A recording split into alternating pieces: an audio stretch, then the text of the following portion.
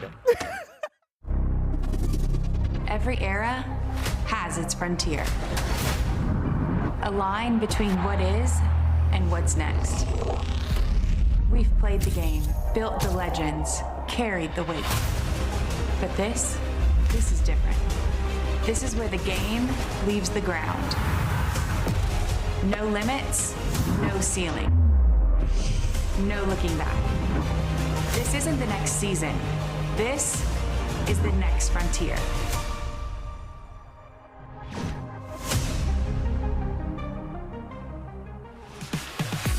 Welcome to AUSL Softball. We come to you from Round Rock, Texas, just north of Austin.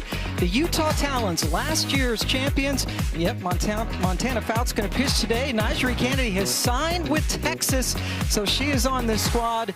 And this is Texas, Riley Boone and company getting ready for their home opener. As you see, the Bolts stumbling a little bit out of the gates. The Talons right now in 4th spot. The Blaze and the Cascade are setting the pace so far. We're already about 20% through this 25-game season as we welcome you to Texas. Pam Ward along with Natasha Watley, the all-world shortstop formerly at UCLA. Savannah Collins will be joining us shortly. And we saw people lined up. It's like 110 degrees with the heat index. People were lined up a couple of hours to come in here for their home opener. Yeah, well, today is highly anticipated for the Volts. Last year, this was a monumental tour stop, Dell Diamond. So now the Volts playing for the first time in their stadium. There's a lot of excitement around. Yeah, first year that they have had true home teams, and they'll have a lot to cheer about with the big three, Binford, Jennings, and Vega doing most of the heavy lifting. Yeah, you're seeing a lot of offense coming from the three of them. 56% of the hits are coming from the three of them. Also, 82% team RBIs are coming from Binford, Jennings, and Vega. You'll see them in the 3, 4,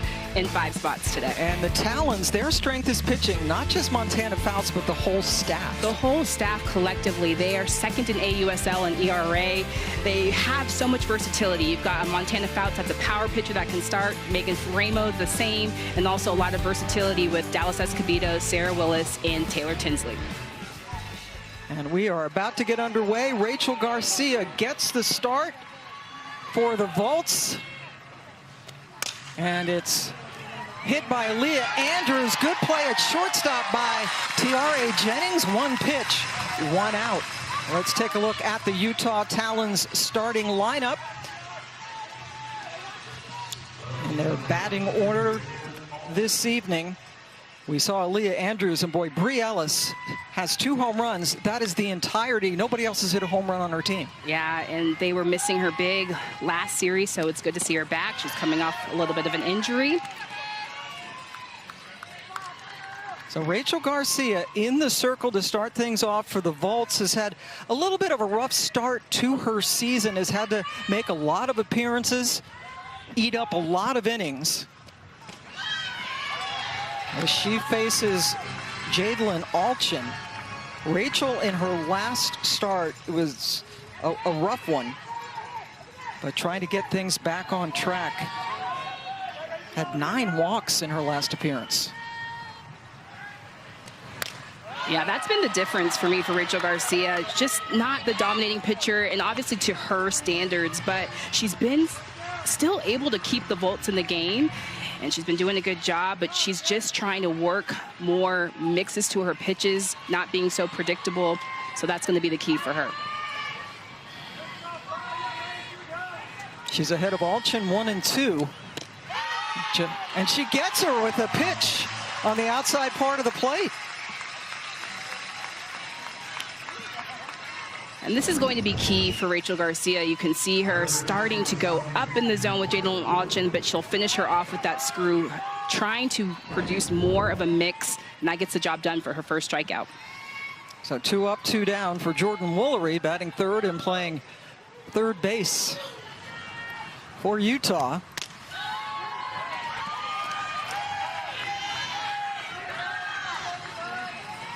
One of several UCLA alums that are in this league, and particularly in this game. Garcia, also a former All-American in Westwood. Yeah, and it's just so fun to see all this come together. Obviously, yes, 2 UCLA Bruins, 2 different generations, and so that's what this Pro League is all about. You get to see a lot of the rookies coming in, seeing how they fare against a veteran, Rachel Garcia. Yeah, Woolery in her first season fouls one back. Jordan was the Big Ten Player of the Year, 3-time NFCA All-American. 36 home runs and 117 runs driven in last season alone. Sounds like a video game. 2-1 up top. Michaela Edenfield doing the catching, has been the #1 catcher for the Volts this season. There's Michaela. Still rocking the different eye makeup for every single game. 3-1, hitters count. It's popped and gets over the glove of Tiare Jennings. So a 2-out single for Woolery. And if you're looking at this field and thinking it's weird, you're right. This is a baseball field where the Texas Rangers AAA affiliate plays. And Jennings is an outstanding shortstop. Do you think maybe, and you've played on a field like this, you're playing on the grass, does that maybe kind of mess things up spatially for you? It's just the optics. You got to get used to the optics. Obviously, you're playing on grass. There's a dirt outfield in between until you get to the grass. So as a defender, it's just getting used to your surroundings. Once you get an inning or two, you get back to normal. And this will be the home field for Jennings all season. Remember, this is their home opener, played their first 5 games on the road. Kaylee Wyckoff, rookie out of Arkansas, played there for a couple of years after starting her collegiate career at Texas Tech. One of those who transferred out of Tech instead of transferring in. Yeah. One of the rare ones. See, Edenfield popped out at the last instant to grab that pitch just off the plate. And Wyckoff is one of the reserve athletes that was called in last week when Jada Coleman and Hannah Flippen went down. She came in, had some good ABs, trying to provide some offense for the Talons. That one inside and hit her. So Woolery goes down to second.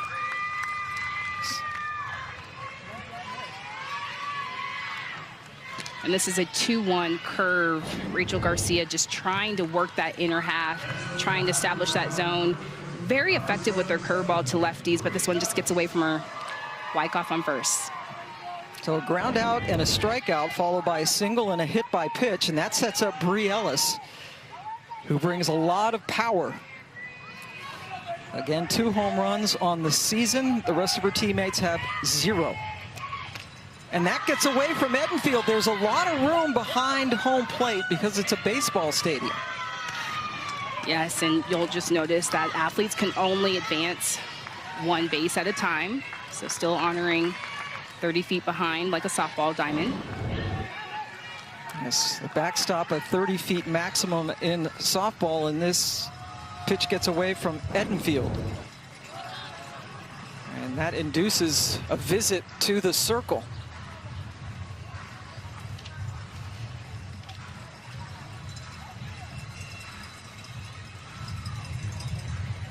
Ricky Woodard is the head coach for the Volts, has been at Texas State as their head coach for 26 years.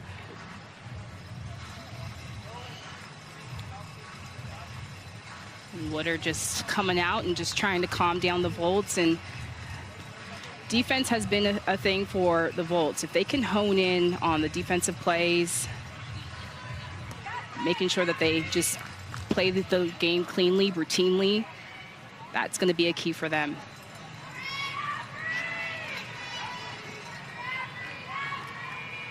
So the 1-0 pitch to Ellis after the visit takes it for a strike.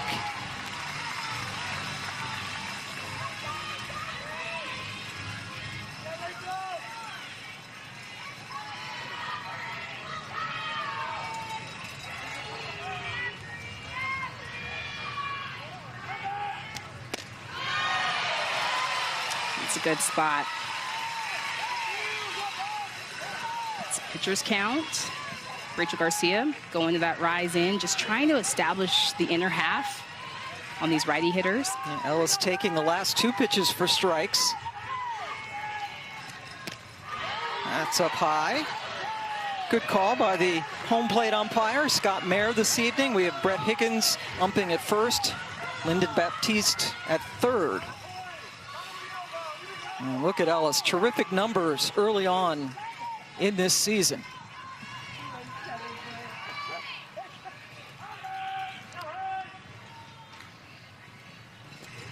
Two-two, right up the middle. One run will score, the throw home, and they get Wyckoff trying to score from second. So Ellis gets a run driven in, but one run crosses the plate for Utah. And what a heads-up play by Leanne Good. This is a hit up the middle, and her ability to get up there, get in front of that ball, heads up softball, throwing it home.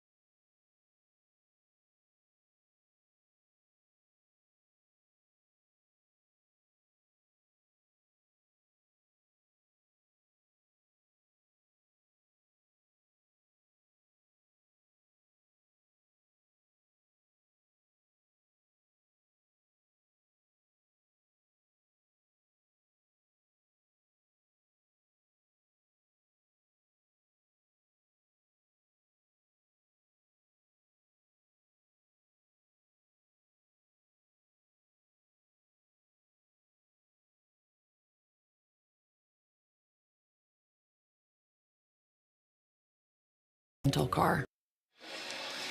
We are back, and we have some legendary pitchers here, including Kat Osterman, who is the general manager for the Volts, throwing out the first pitch this evening. And speaking of outstanding pitchers, we're about to see one for Utah and Montana Fouts. Yes, Montana Fouts, one of the most elite pitchers in AUSL, and leads this Volts team, leads this pitching staff. Led last year's team to a championship and just has been throwing incredible. Hasn't been able to have the run support behind her, but she is the elite of the elite.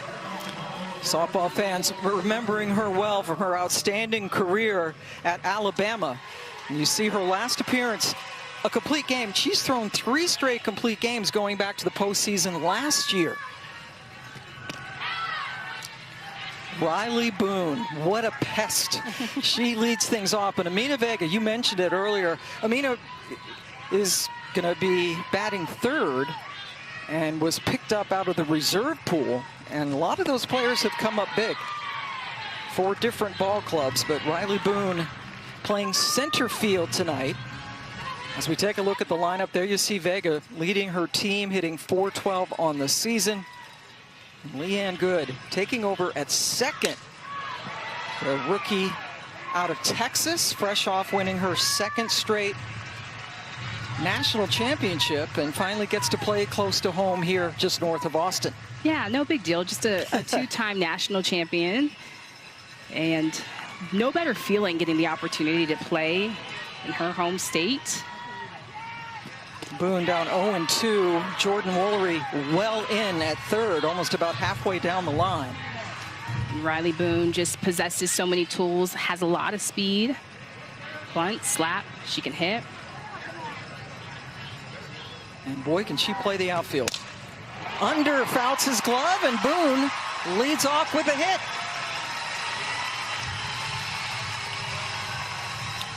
And Riley Boone is such an energetic athlete. She's so fun to watch and has the most aggressive swings that I have ever seen, and just does such a great job of getting the momentum going for her team. The most aggressive you've ever seen? That's saying something. And yeah, she's swinging first pitch. Our last series we saw her, she was going right at pitchers. She'll come at you. She'll come at you.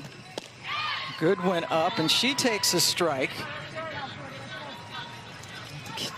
Always have to be aware of Boone over there at first base. Savannah Jaquish is the catcher for Utah, former LSU Tiger.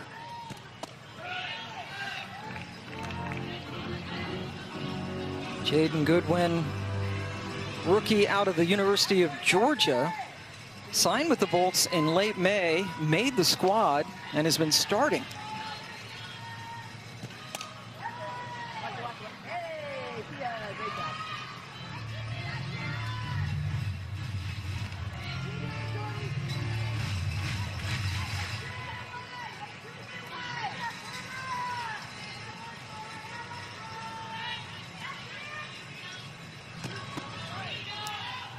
Boone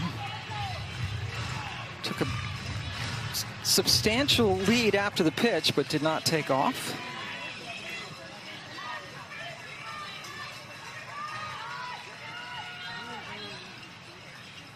And now the 2-2.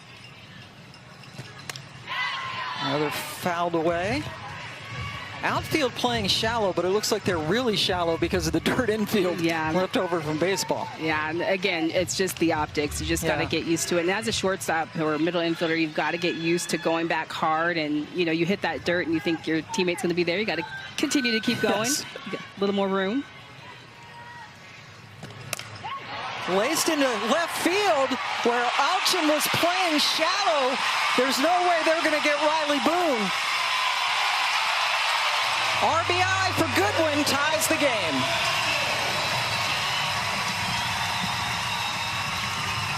And this all starts with Riley Boone just being so energetic at the top of the lineup. Jaden Goodwin just gets a good swing. This is a pitch on the outer half. This is a drop on the outside corner, 2-2 count, and just goes for it. But so much speed with Riley Boone. That puts the Bolts on the board, 1-1. Yeah, and we mentioned how shallow the outfielders were playing, and that came back to bite them as that sailed over Alchin's head for the RBI double. And now Amina Vega, who has been the most dangerous hitter for Texas so far this season, has gotten a hit in all 5 games this year.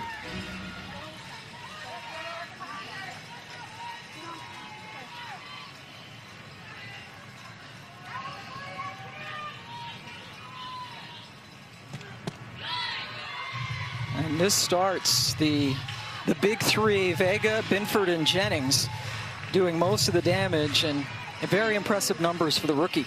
Yeah, I've been so impressed with Vega, just very professional hitter. This is her rookie season. She's constantly clutch, coming through for the Bolts. And she also has given them a defensive anchor at third base. So much versatility. You can literally put her anywhere. Yep. Played second at Duke and playing third, and played left the first game that we saw for the Bolts. Paint in the corner, and Vega goes down looking. The first out of the inning. And Montana Fouts, she's so dynamic on that outer half. She can give you so many different looks.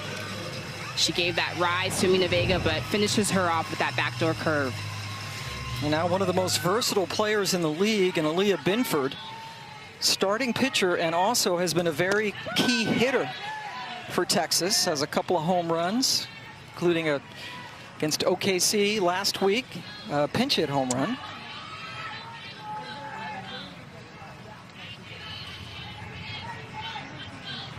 Goodwin over there at second.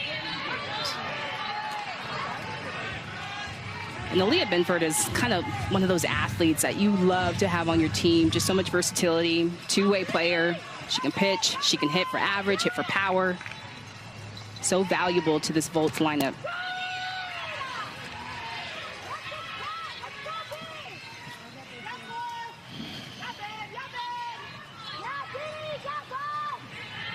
Binford also has 3 appearances in the circle as a pitcher.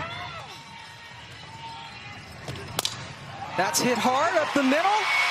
Here comes Goodwin from second. And the Bolts have taken the lead.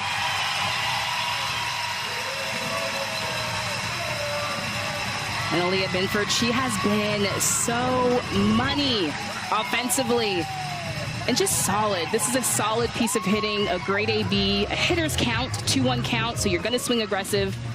And she gets it done for the Volts. That puts them ahead, 2-1. Now, Montana Fouts has already given up 3 hits in this inning and still has only retired 1 batter. That was Vega with the strikeout, and now the ever-dangerous Tiare Jennings.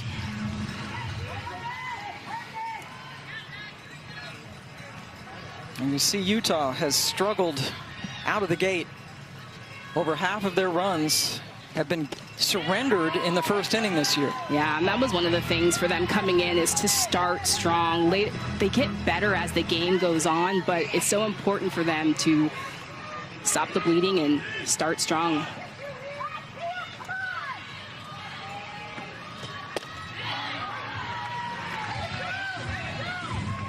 Jennings taking a strike.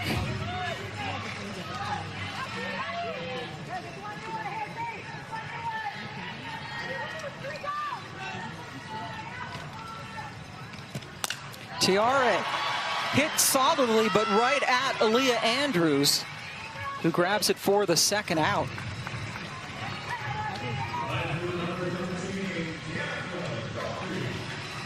So Fouts has gotten 2 of the big 3 out in this inning, Vega and Jennings. And now Danica Coffey, pardon me, their right fielder. Coming up, another left-handed bat.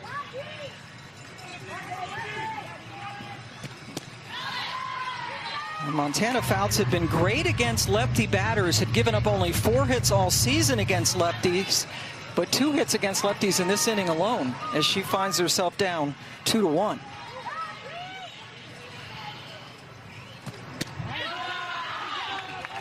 And Danica Coffey, just in another important piece. GM Kat Osterman just says, I think that she can be the key for us. She provides so much offense in the middle of their lineup, a lot of speed, also another versatile athlete. Fouts coming in at 70 that time.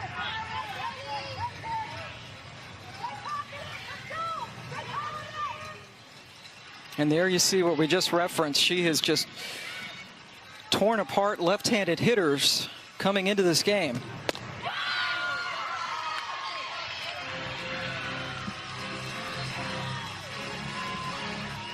And just great location from Montana Fouts, knowing she's ahead.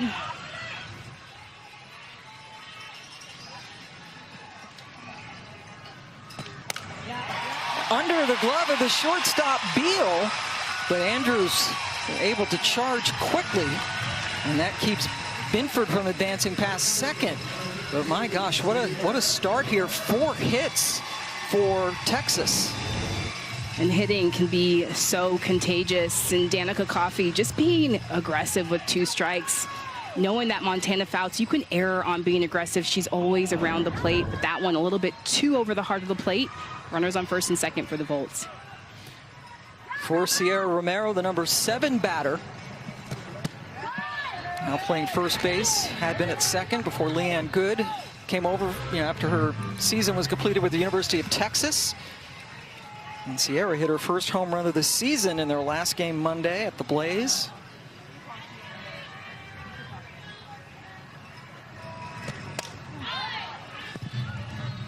And last time we talked to Sierra Romero, she said she's constantly working on her craft, and just being a veteran and being in the league for some time, that she's constantly trying to tweak things and just keep it simple.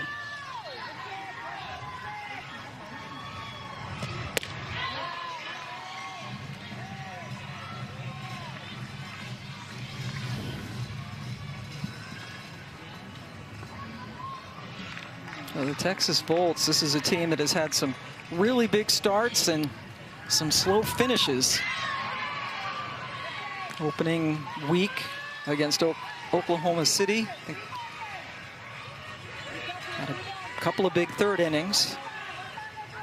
So 3 hits, 3 of the 4 hits coming on 2 strike counts. And we're at another one here with Romero. And that's worth noting because opponents coming into this game were just 2 for 19 all season against Fouts.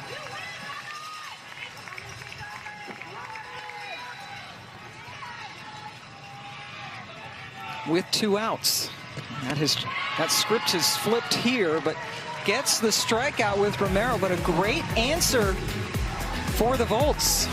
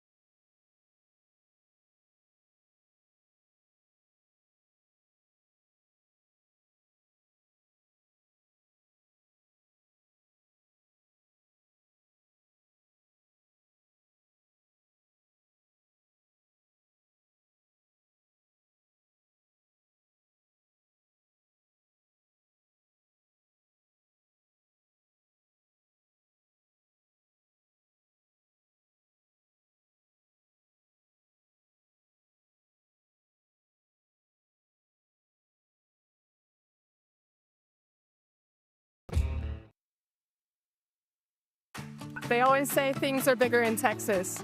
And the crowds this weekend are bigger here in Round Rock, Texas. A record-setting crowd, an absolutely electric atmosphere. Cumulatively, this will be the biggest site pro softball has ever played in.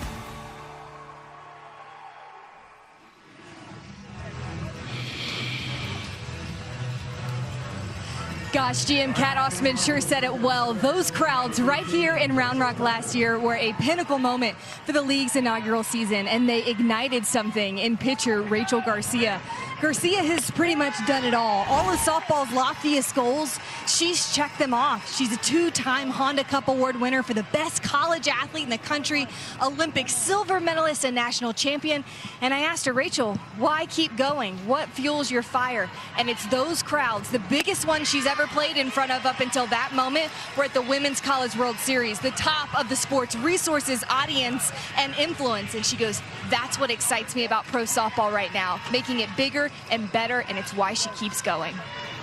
Well, Savannah, certainly we are seeing such a sea change all across women's athletics and hitting softball now as well. Vega playing herself a mean third base, gets Becker for the first out. And again, this is the first year that there were 4 teams last year, 2 expansion teams now, a 6-team league. But last year they were all like barnstormers. There were different sites where they played. But when the league came here, the crowds were amazing. Absolutely amazing and very strategic. The tour stops yesterday, last year as they went around the country, and it was wrapped around. The line was wrapped around the building last year. Getting in here again, just a great turnout tonight. And so it just seemed like a natural fit to have the Volts have their home be called Dell Diamond. So this is indeed their very first true home game, and there are where the teams are playing this season.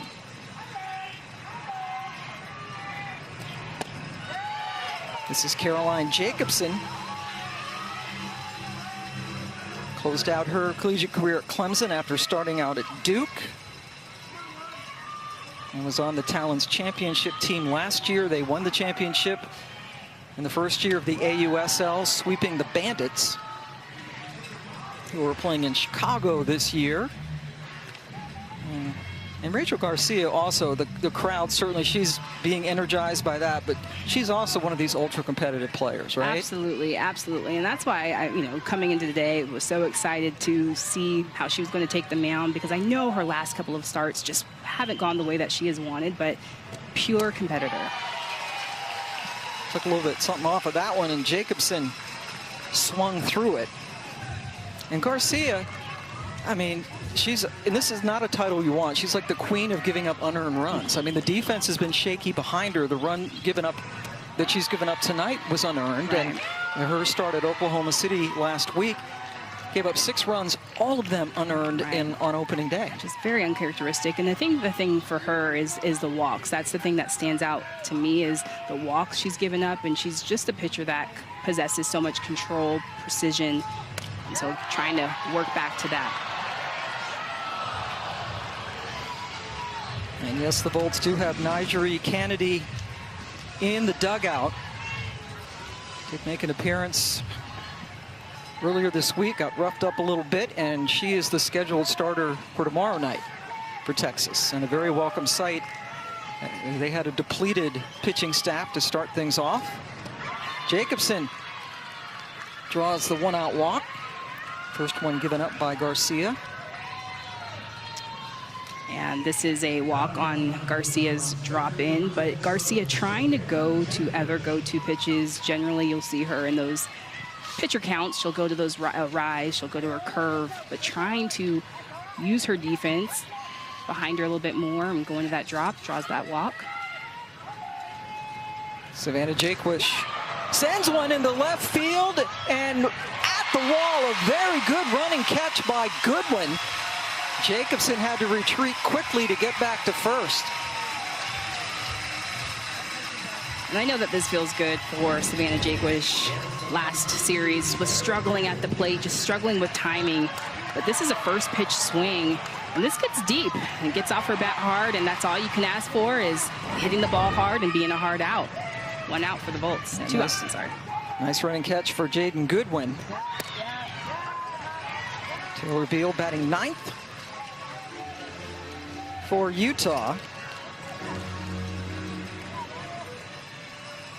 Rookie out of University of Arizona.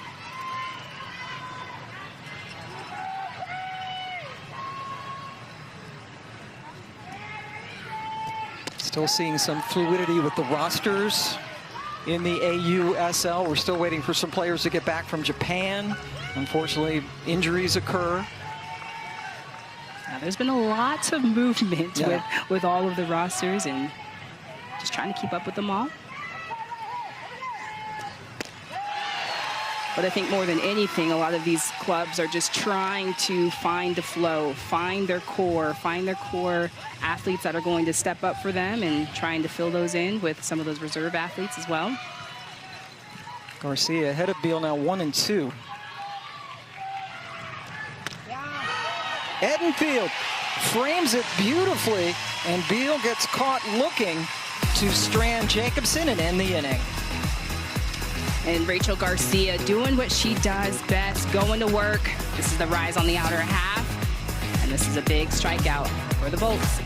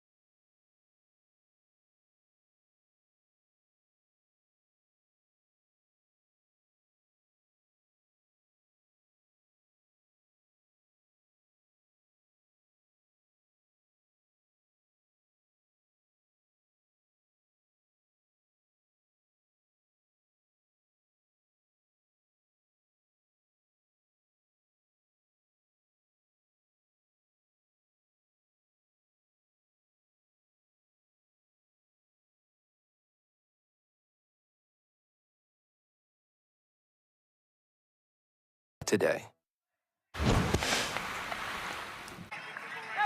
Shorty, me and you! Move me, bud! Come on.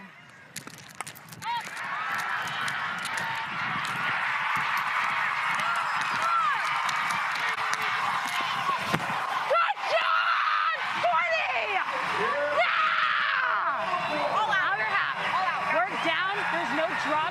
There's no curve. It's a fastball. I went visor down. I love it. Everybody needs a Riley Boone on their team. One, to hype you up and then give you a little bit of advice on how to hit Montana Fouts. But what she's saying keep the ball down. I went visor down. So anything above my visor, if I look up, I'm laying off of it. So looking down. And that kind of information passing is invaluable, right? It's the best. And that's what teammates do, is being able to pass the information. And so when you're a 9-hole hitter, you've already had 8 at-bats. Riley Boone is going to hit third in this inning. Michaela Edenfield leading things off here in the bottom of the second. Pam Ward, Natasha Watley, Savannah Collins here on a very, very warm day. Yes. It's cooling down a little bit. Texas. Man, it was around 100 degrees Fahrenheit, which is hot. But the fans were lined up early as Edenfield pops out to Ellis in foul territory to start the second. And now Leanne Good should get a nice reception. Yes. Hometown girl. I love that. And she does get that good reception. Joined the team a little bit late, coming back from winning her second straight national championship at UT. University of Texas in Austin, and we are again in Round Rock, Texas, which I'm told is about 25 miles north of downtown Austin.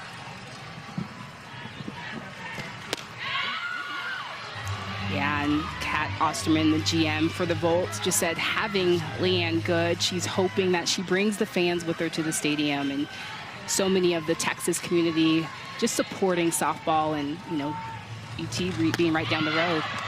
Hopes that she can get them here with her. Her first at bat against Fouts this evening results in a strikeout. That is the third for Montana. And here comes the Energizer, Riley Boone. And was she calling Goodwin Shorty? It sounded like. Yeah, that's and you know what's the nickname hilarious? That they call Jordan. Like Riley Boone is not exactly, Wemby out there. She's also listed at 5'3". But nicknames. But personality-wise, I think she's got the Wemby personality in terms of size. Times 1,000. Yes.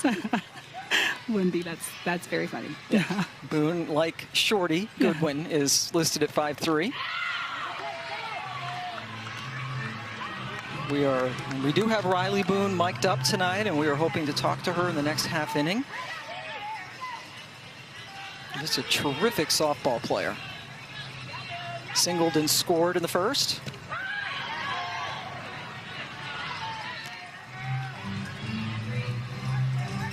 Riley Boone won a national championship in each of her 4 years at Oklahoma, and played for the OKC Spark, Oklahoma City Spark, the last couple of years, independent team who are now in the AUSL.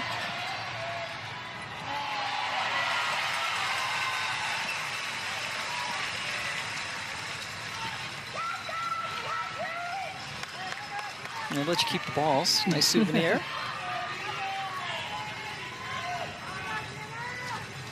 Two-two.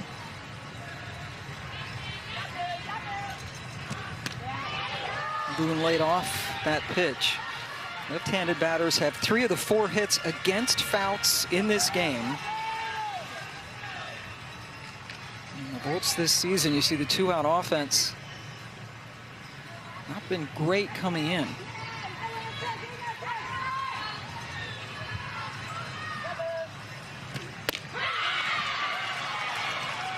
Fouts got her looking, so 2 more strikeouts for Montana, who was settled down after giving up 4 hits in the first inning. Texas up 2-1 after 2.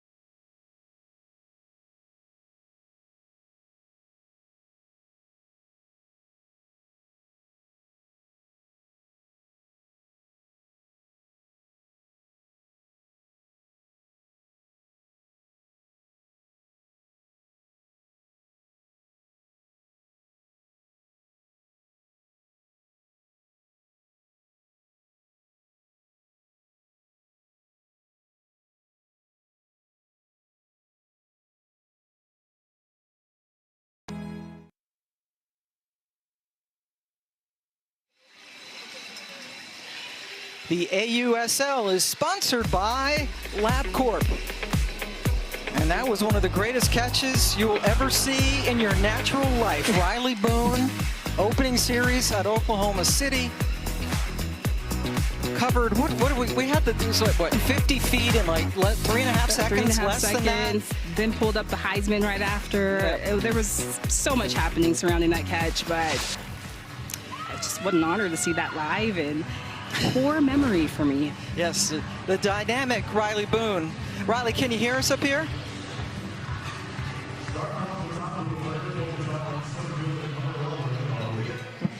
Can you hear us, Riley? All right, we're going to work on that because we are unable to hear Riley up here, so we will start things off. Leah Andrews leading off the third inning. Okay, we hear Riley now. Riley's here. Yes, can you hear me? Yeah, we got you now. We hear you. Sorry. No, it's okay. It's all right. I could get an extra set of ears. Thank you for doing this first off. Of course. And you are now playing center field. We saw that ridiculous. I've been doing this since way before you were born, kiddo, and that's the best catch I've ever seen by an outfielder. Are you more comfortable in right or center, or does it matter? Oh, I like them all. My favorite's left, though. I love me some left field as a lefty. Why is that? Because it's harder. Oh, you like as a the lefty. challenge. Yeah, it's good. Okay. Good! Yeah. Sorry. Okay, it's okay. Riley, you be you, Riley. Yes, just keep it going. I want to be your teammate. Like, just this energy out. Yes, this energy out always. How do you have this energy? Where do you find it? Literally just passion of the game. I think we get too caught up in, you know, trying to big league it, and we forget we've been playing this game. I'm shooting! You got it, you got it. Ah, baby. We've been playing this game since we were kids, you know, so we don't have to stop and just big league the game. It's a really fun game, so. Gotta have fun, I love that. What has your pro experience been like in the AUSL this past season? I freaking love it. I feel, sorry. I love you. I do. I literally, wait, can you hear me? Yes. Yeah. Okay, perfect. Yeah, I love it. I literally think I get to just be myself. I get to just be myself. And also just get taken care of. And I feel like this is like such a big step towards, you know, college girls wanting to go to the next level. Mm-hmm. Yeah, just what has been the thing that's impressed you the most? Honestly, I'm gonna say the pitcher's grit, all of them in this league. Their grit to keep going. Granted, there's some really good hitters. Yeah, good spot. Like that's a dirty pitch good right job, good job. Like the pitcher's grits, like great hitters. But for them to bounce back and keep going, like I think about Fouts that last inning, I mean, she just punched back. And so I think it's cool to see that these pitchers are just grinding it out. Yeah, and you're playing the best of the best. Like you're seeing, like night to night, like you do not get an at-bat off, do you, right? No, right. No. Has there been anybody in the league that's kind of made you starstruck or someone that you admire? I would probably say Mick. Behind the plate right there. She went. She had to go, right? Check it! Okay, whatever. I would probably say Mick behind the plate and Romo. I mean, Romo's sitting here playing first. I'm pretty sure I'm a bit taller than her. But playing first, I mean, that's just like utility. Just doing the job and doing what you need to do for your team. Yeah, Michaela Edenfield. That's out of play. Is the catcher. And you have a new teammate. What's it going to be like to have Kennedy in the circle for you guys? Oh, I love it. I think a little bit like I got to get a feel on her to see because I talk a lot, so I don't know if she likes it or not. But yeah, I love playing behind her. I think same thing. No matter what the outcome is, she's trusting the process. Yes, good job. Good job, Ray. Yeah, Willery striking out. And then finally, Riley, has anybody, pitcher or anybody else ever told you to stop talking out there?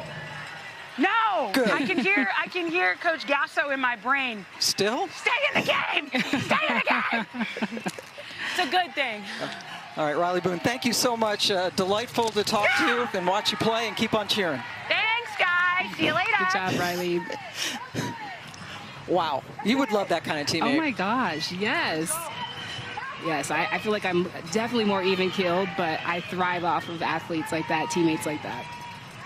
Haley Wyckoff hit by a pitch her first time up as we roll on here. And you, Natasha Watley, you seem so quiet. You're like the anti-Riley Boone Yeah, on the very field. much so. But you're cool with having that behind you. Oh, on the inside, I am Riley Boone on the inside.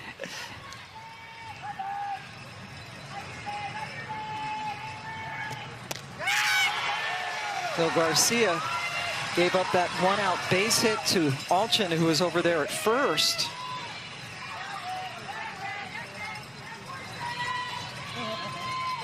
Gave up an RBI single in the first inning. And now ahead 1-2. That's up top. Alchin takes off the throw down off the glove of Jennings, but Leanne Good is there to grab it. Stolen base for Alchin. And that's key for Volt. They've got to try to get more runners in scoring position, get them moving. So I like this decision for the Volt. Jalen Alchin on second.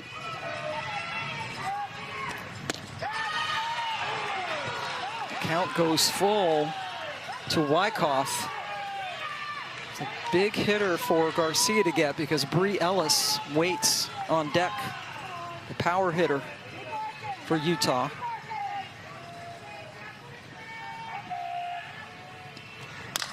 That's sent into right field. Coffey has to go back, hits at the base of the wall. Alchin comes in to score easily on the two-out RBI double by Wyckoff. And you can just tell Wyckoff has just been chipping away. Last series was able to see her against the Talons and just was making hard contact constantly. So here she gets the payoff and gets an RBI. Yeah, Coffey playing shallow, but that hit right at the base of the wall. 210 down the lines here, 230 to dead center. Ellis had the RBI single off Garcia in the first. See how they deal with her with two outs and first base open. And that double by Wyckoff. A lot of other extra base hits for this team. Ellis has both of the Talons home runs this season. And Ellis was out due to injury the last two games of the series for the Volts. Sorry, for the Talons, and you can definitely see that they needed her offense. So they definitely need this bat back.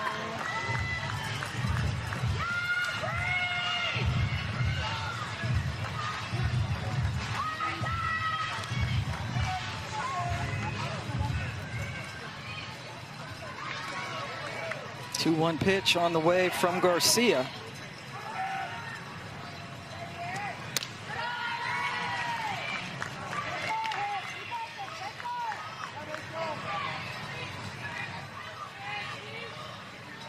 Both of the Talons' runs in this game have come with two outs. A run in the first and now one run crossing here in the third. And Ellis trying to add to that total.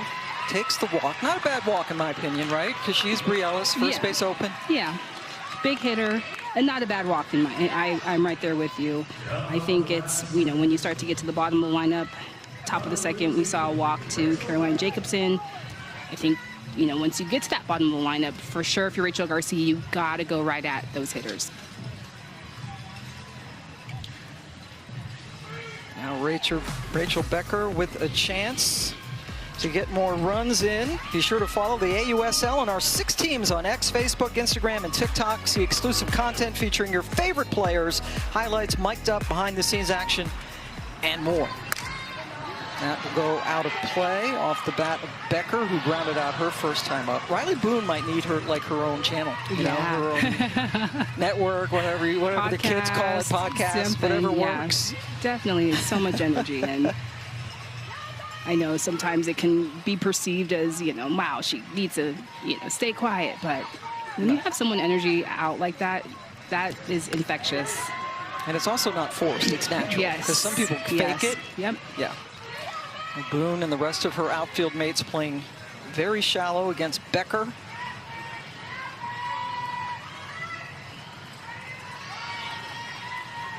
Just on the lip of the outfield grass in this baseball stadium.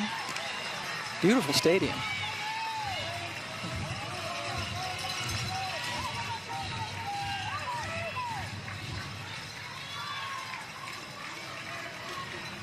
Garcia ahead 1-2.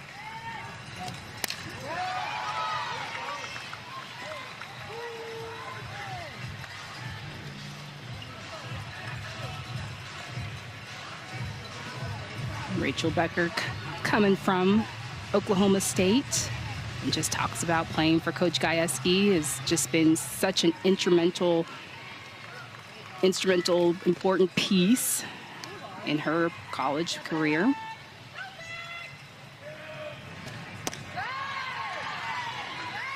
See the pitch count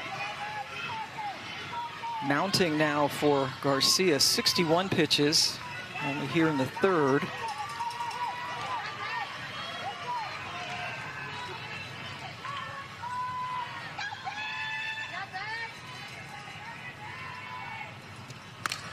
Becker sends it skyward. Goodwin, AKA Shorty, grabs it for the final out, but we got a tie ball game now. And that's all due to Kylie Wyckoff just hitting the ball so hard. She's got a single RBI, and that game is tied.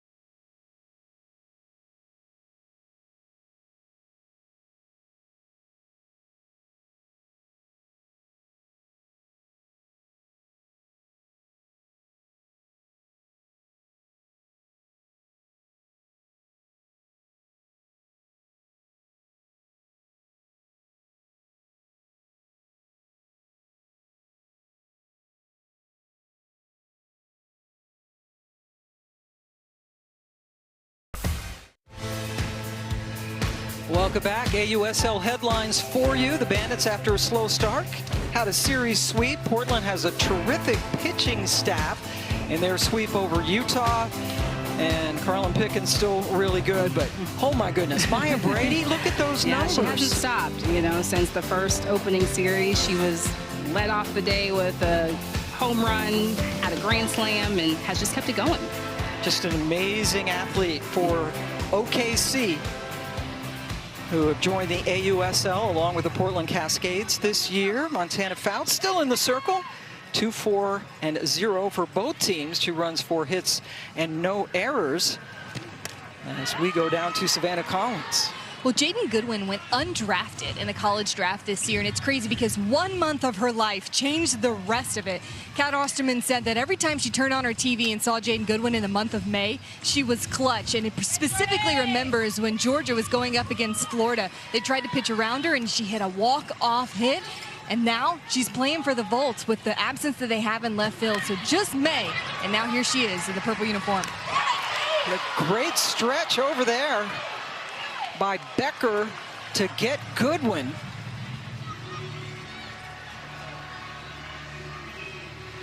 Or just check that. That's Maddie Moore playing second base, pardon me, who was just, we saw her play at Clemson. She was a great second baseman at Clemson and makes a good stretch there. Yeah, and just Montana Fouts coming off the mound and doing such an incredible job of just staying within herself. You can feel the speed of Jaden Goodwin going down the line, but her ability to just stay within herself, get a good throw off, and Maddie Moore doing the rest with that stretch. Yep, so Maddie Moore out there at second base. That brings up Amina Vega. Maddie and Amina saw each other a lot when Duke played Clemson. A couple of like relatively new programs. If they were humans, they would both be in like first or second grade.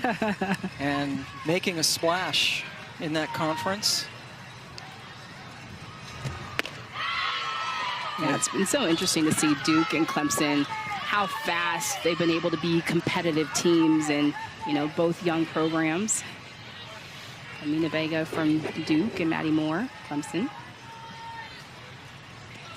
Vega struck out looking her first time facing Fouts this evening. And Fouts threw 33 pitches in that first inning in which she gave up the 2 runs on 4 hits. Most pitches in an inning for her all year. Second inning, much better, only had to throw 13 pitches.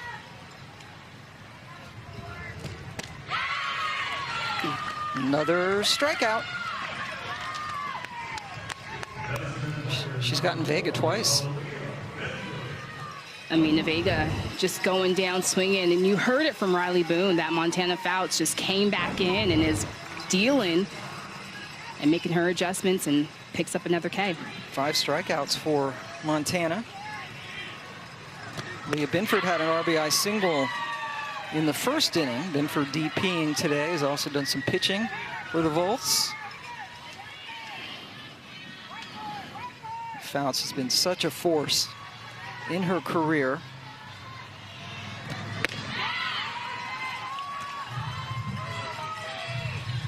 And just constantly evolving, getting better, and always going to work. There was a clip that she posted where she was talking to GM Lisa Fernandez, a GOAT, and just being able to take some critiques and some advice from one of the best who have ever done it, and her ability to still want to develop and get better and tweak her game and add more things. Yeah, how about the 2 general managers here? For Utah, it's Lisa Fernandez. For Texas, you got Kat Osterman. A couple of legends. But that's key, right? You get the people who have all that experience, success, and then people like Fouts, like a sponge for that information. Yeah. And then you combine that with her physical ability. Yeah. She's ahead of Binford 1 and 2. Just spoiled it.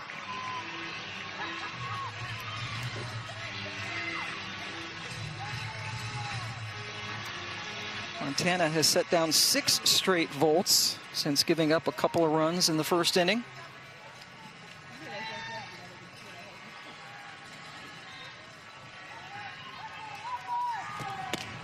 Boy, make it 7. She's on a roll right about now. 6 Ks for Fouts. And Fouts is just dealing. She is settled in.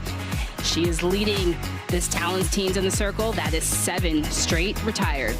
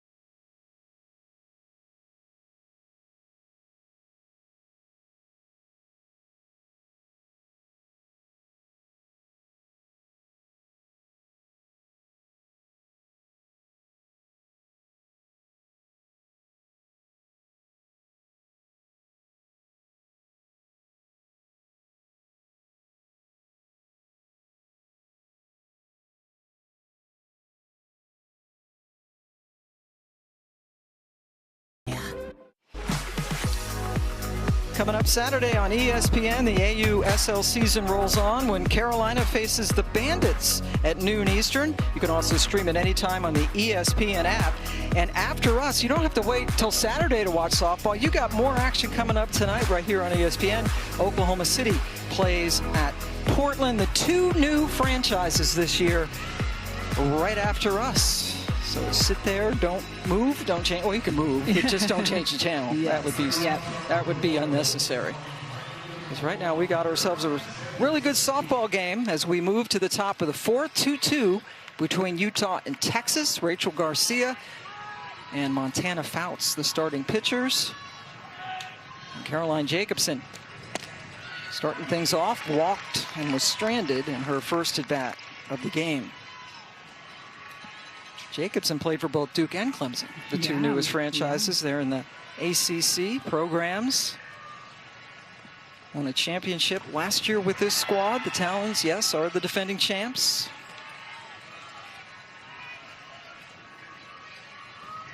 And at her time at Duke, she was the leading home run hitter.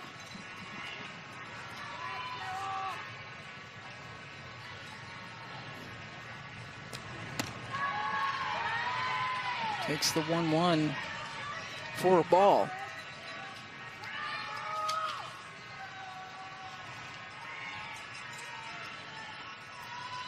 Utah had scored just 4 runs in their last 3 games. Got a couple here so far tonight.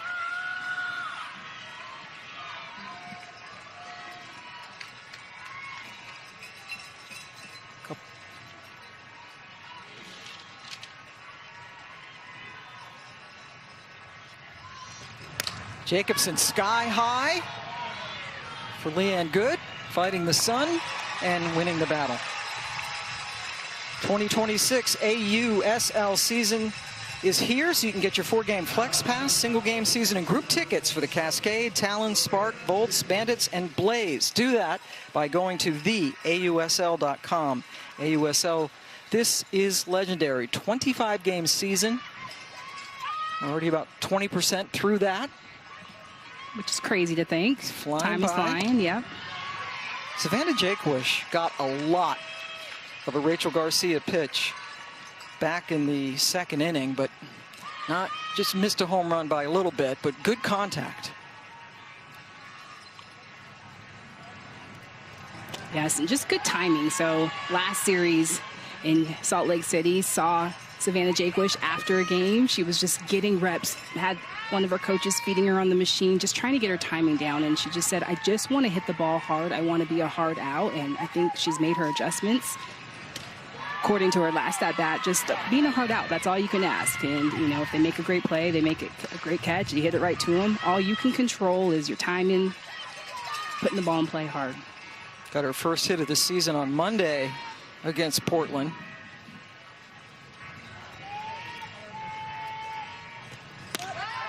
Takes that one high. Savannah Jaquish graduated from LSU in 2017. Just speaking of time flying, spent some time in the Japanese Diamond League you're familiar with. Yes. 3-1 pitch, got under it, and Riley Boone calls off Danica Coffey for the second out of the fourth. Now, when it pays to have a loud voice out there. Riley Boone. Well, center field usually, right? That's you get to call it. It's your territory. Yeah, and she's got priority on that for sure. But I love that she prefers to play left field because she said it's harder as a lefty. A challenge, right? It's a challenge, yes. I don't know if anything's really hard for her, but a challenge. But Taylor Beal struck out looking as Amina Vega is getting looked at.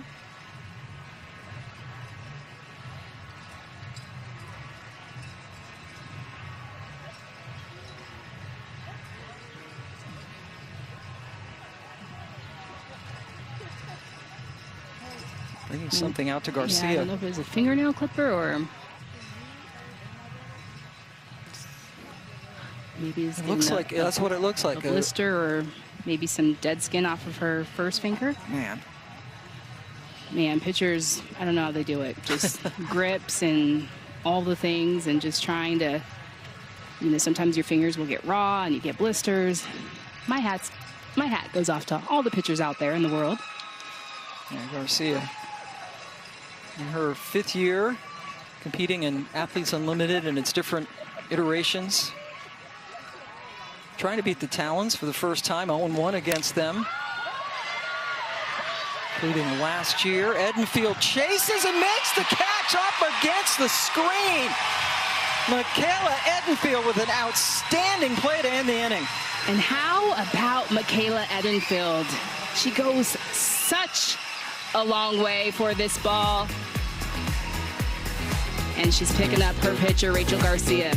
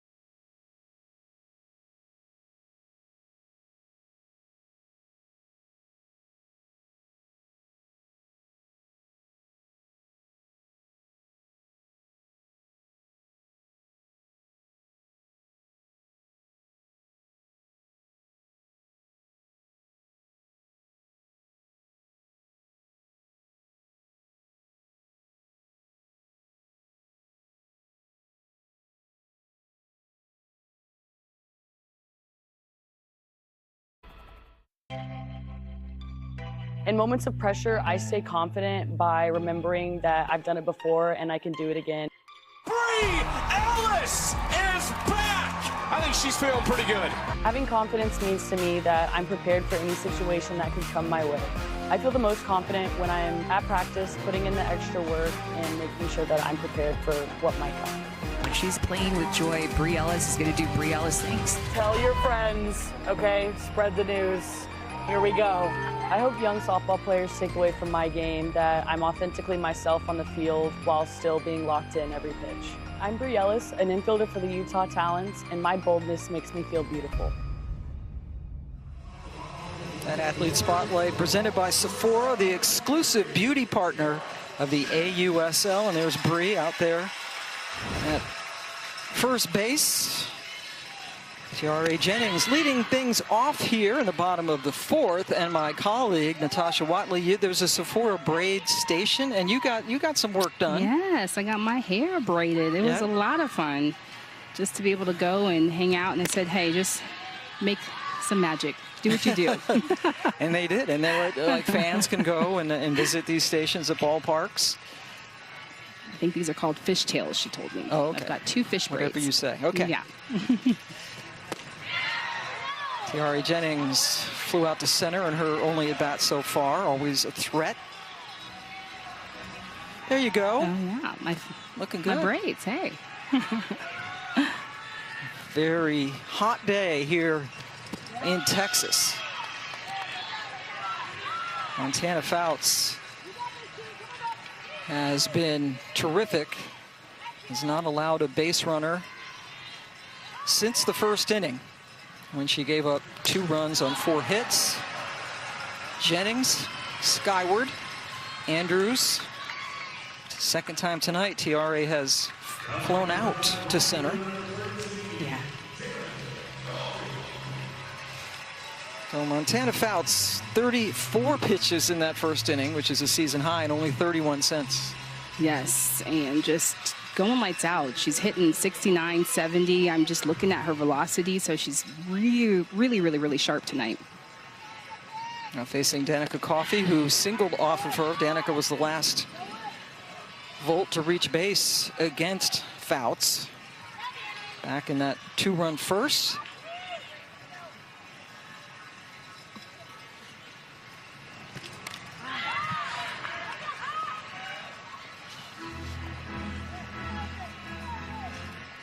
Coffey in her second year out of LSU. Got one of those golden tickets last year.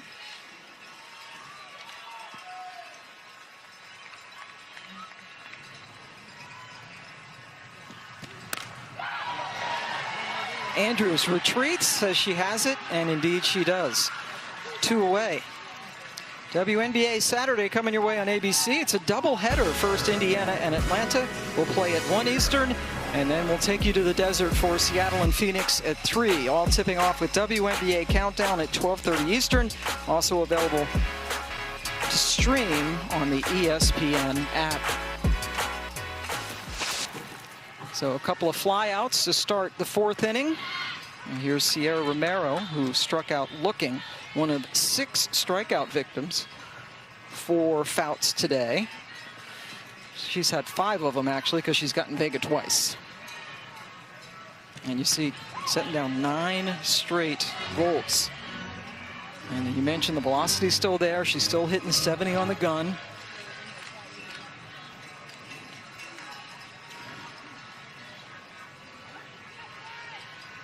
Sierra hit her first home run of the season in her last game.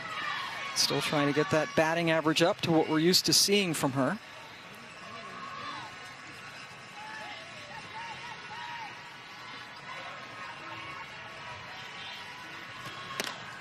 Yeah, and Sierra Romero, just a veteran. You know, she's talked about just going to school with her swing, but I think she's still a feared hitter, even though she's still trying to get her grounding and get her footing, get her rhythm.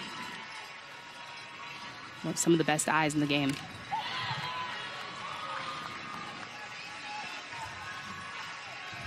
Graduated from Michigan 10 years ago. Left Michigan with some NCAA records still all over the Michigan record books. And her sister in the league, Sydney, playing for OKC. And her brother Mikey in the Red Sox organization. Yeah. And little sister Sophia plays for Boise State. And there you see.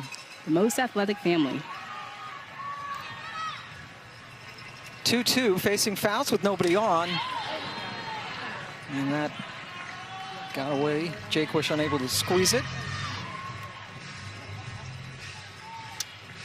Noting that Savannah Jaquish is behind the dish today, and in the last series, usually you'll see Charlize Palacios behind the plate, but just resting Palacios' legs, they have the versatility, they have the options with Jaquish as well. So that is strikeout number 7. She's gotten Romero twice, 10 straight batters retired by Montana Fouts.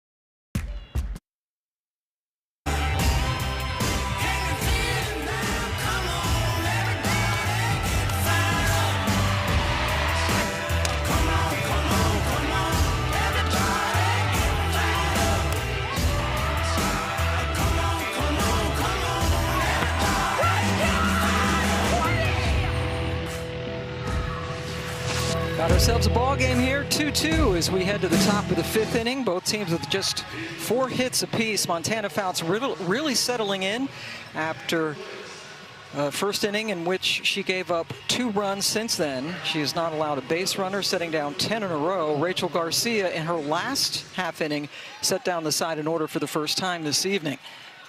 Garcia is still out there as we lead things off with Aaliyah Andrews up for the 3rd time, trying to get her first hit, trying to get on base for the first time. Pam Ward, Natasha Watley, and Savannah Collins joining you from just north of Austin, Texas, in Round Rock, where the Volts will be playing their home games this year. This is their home opener. And I'm really enjoying this pitcher's duel. 2 veterans. And minus just the first inning, the both of them have both settled in, and they both look great. Similar in the repertoire of pitches, rise and curves, side to side with the curve and backdoor curve, both Rachel Garcia and Montana Fouts. So a lot of similarities. We've got the 2 runs on the board, the 4 hits. So yep. I'm loving it. Yeah. Some good softball, and I don't want to jinx this by saying this. These are the 2 teams that have committed the most errors in the league, and so far clean softball, we have seen 0 errors in this game. Andrews trying to use her speed to get on base. Romero at first, Vega at 3rd, crashing in. Andrews with a brilliant career herself. A lot of us remember her at LSU.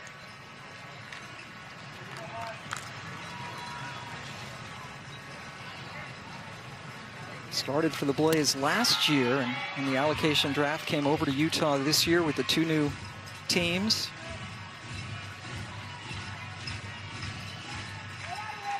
And she's got a full count.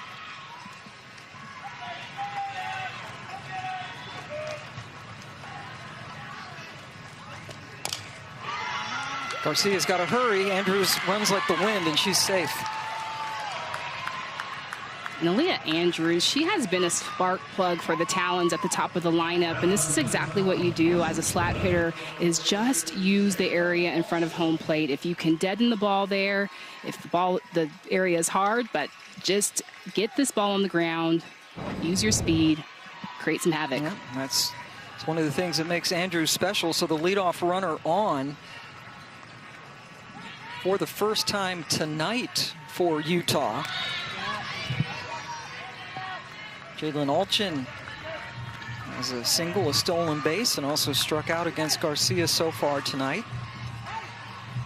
And I like this move of Jalen Alchin moving to the 2 spot. And last series, she was in the 6 hole, but just creates more versatility. Her back-to-back with Andrews. They both have speed. They can make some things happen before Jordan Woolery. And the replacement at first, you just saw Sierra Romero no longer playing first. Jackie Liss, the rookie out of Texas Tech, now playing first for Texas. And if that sounds strange to you, Sierra Romero at first, just again leading in any way and trying to contribute to this team. Leanne Good has taken over at second, so you have Leanne Good playing second now, and Jackie Liss playing first, to the Texas and the Texas Tech. Who just met in the Women's College World Series a couple of weeks ago.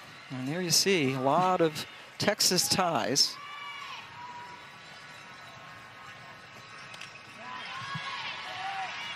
And Nyjah Kennedy, the scheduled starter tomorrow night.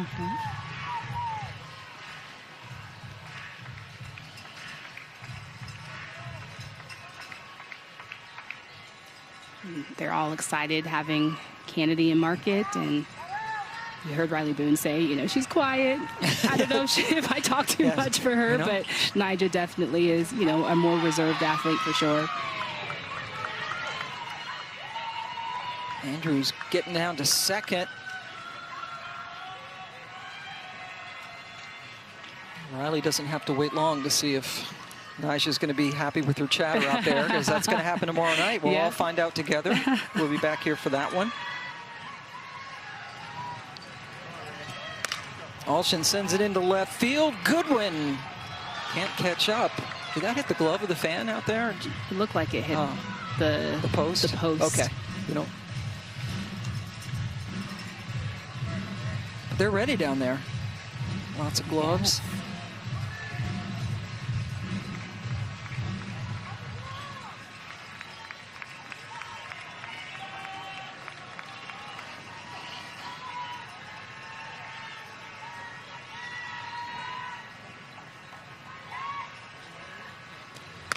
Alchin sends it into right field, and that's going to go all the way to the wall, allowing Andrews to score standing up from second. And Utah has taken the lead. That's the run production that the Talons need. They're getting the runners on base, they're getting the traffic, but it's coming up with the timely hitting. And this is just an elevated rise ball. Jalen Alchin takes this to right center, 3-2 count, be aggressive. And you got a lot of speed in Aaliyah Andrews, and she stands up at home. 3-2 Talons. So the Talons touch up Garcia. Heart of the lineup, Jordan Woolery. Scored the first run of the game for Utah.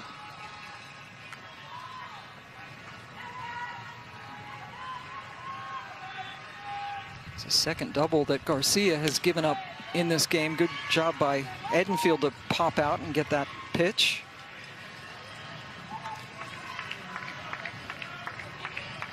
Edenfield getting a lot more playing time this year than in her rookie season.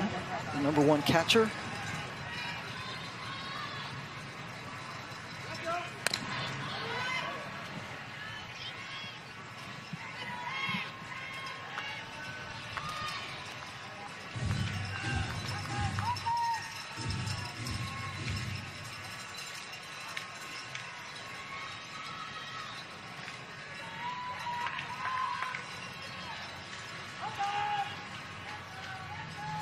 Garcia had 1 and 2. That's another gapper.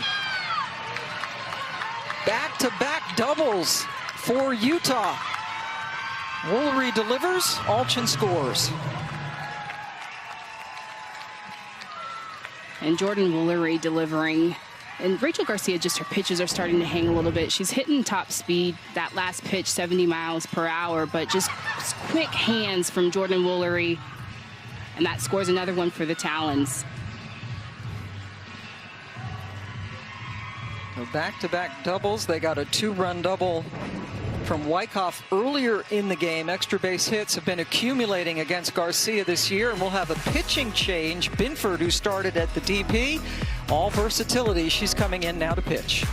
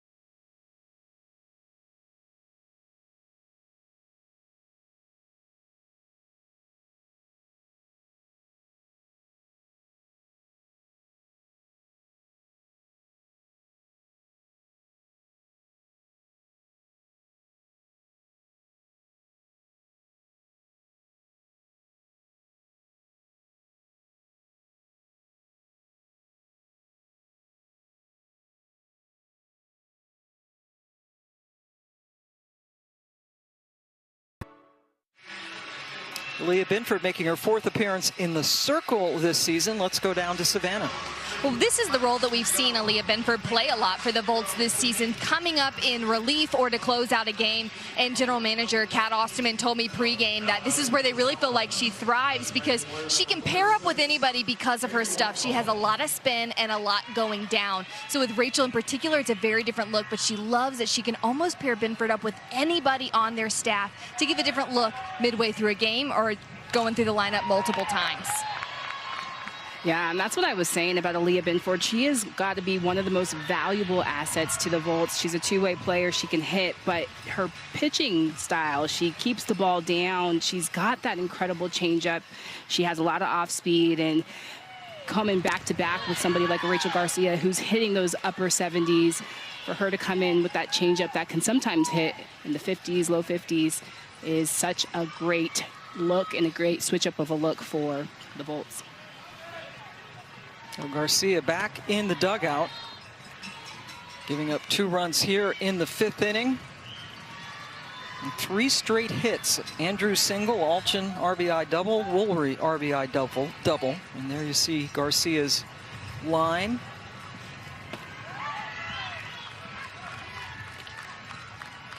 Binford has hit 2 home runs this year, in addition to now her 4th appearance.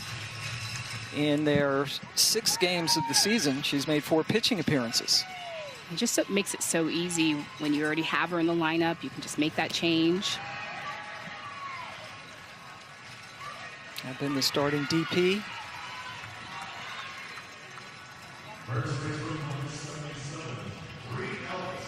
So Wyckoff reaches on the walk.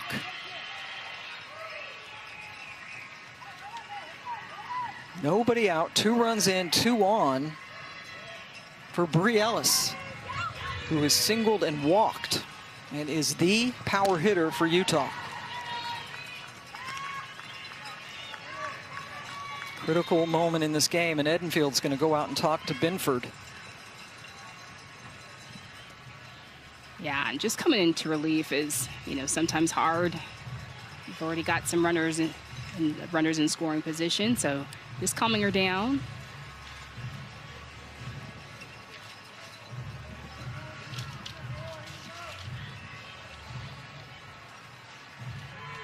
Monday Night Baseball coming up on ESPN. The Braves are in beautiful San Diego to take on the Padres. First pitch set for 10 Eastern on ESPN or streaming on the ESPN app. Coming up on Monday. You ever been to their stadium in San Diego? I have. It's beautiful. Beautiful. Right? It's a nice town. Yes, I love San Diego. I could live there. An LA kid who could live in San Diego. I'm with you. Yes. So here's Ellis. Takes it for a strike.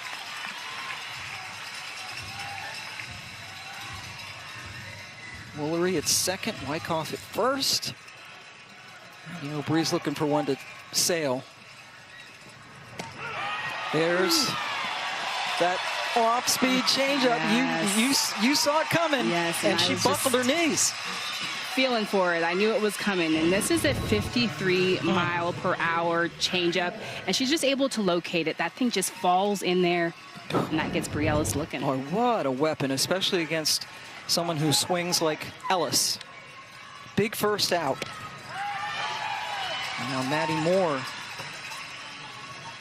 bats for the first time since replacing Rachel Becker at second.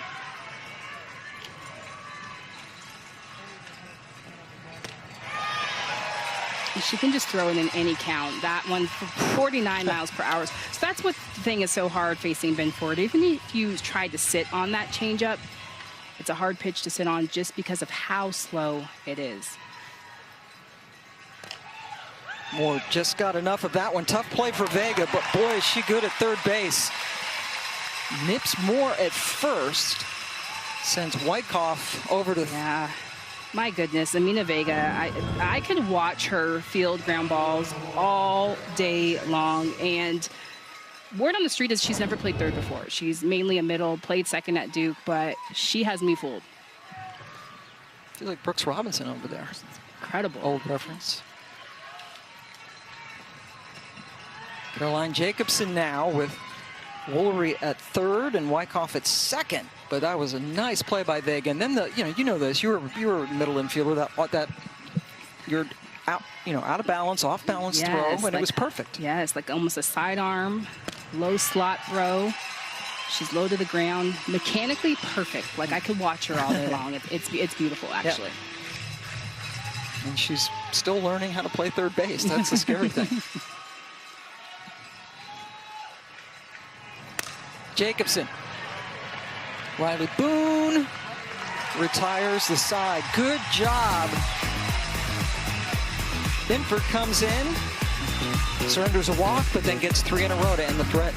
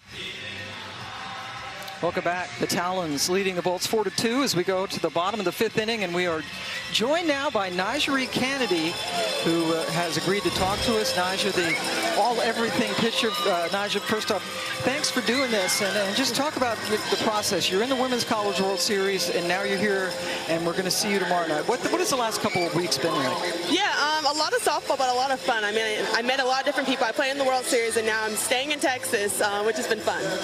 Najee, so you got the ball tomorrow. What is usually your mindset day before you're starting a game? Yeah, I'm just trying to watch the batters as much as possible. Try to get as many hits, see what they're trying to do, see their game plans, and then just collect that data for tomorrow. So what's you've been a pro for what has it been? 4 days, 5 days? Has it been a full week yet? I think just at a week, maybe.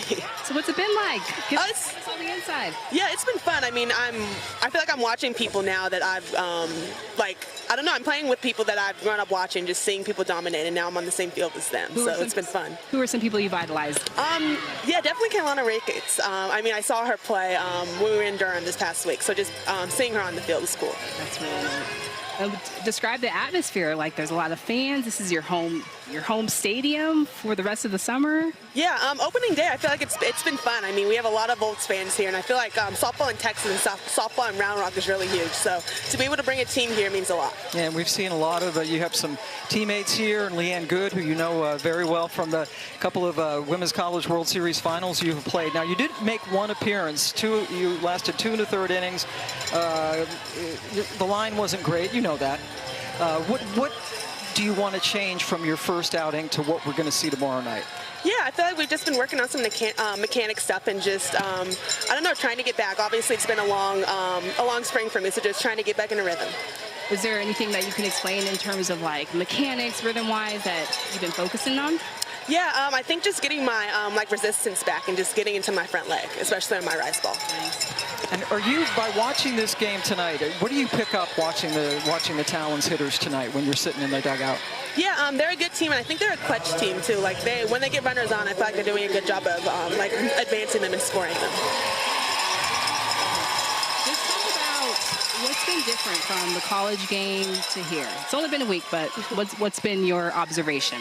Yeah, obviously the level of competition, I feel like that's a given, but just 1 through 9 down the lineups at the pro level, I mean, every batter's really good, and then even just small things down to like the pitch clock when pitching. Instead of 20 seconds, it's 15, so even things like that. How does that feel? Does it feel rushed or something different? I like that you've got to tune into a little bit more.